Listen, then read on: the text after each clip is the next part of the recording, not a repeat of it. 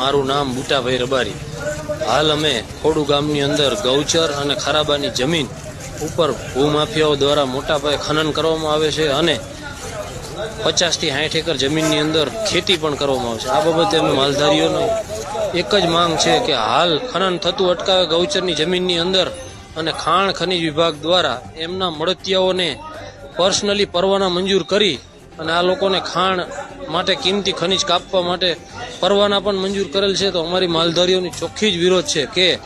આ બાબતે જો 30 દિવસની અંદર આ ખાણ ખનીજ દ્વારા જો ખનન થતું નહીં અટકાવવામાં આવે તો અમારે અમારા પશુ લઈ અને કલેક્ટર કચેરીમાં ધામા નાખવાની ફરજ પડશે। અમે અત્યારે ખાણ ખનીજ વિભાગ અને પ્રાંત અધિકારીને અને કલેક્ટરશ્રીને એક જ રજૂઆત છે કે ગૌચરની જમીનની અંદર જે ખનન થાય છે એ તાત્કાલિક ધોરણે અટકાવવામાં આવે અને જો અટકાવવામાં નહીં આવે તો અમારે માલધારીઓનો સખ્ત વિરોધ છે કે અમે કોઈ જગ્યા ઉપર પથ્થર પણ કાઢવા નહીં દઈએ અને કોઈ પણ જગ્યાએ કોઈ પણ ખેતી કરવામાં આવશે તો એને પણ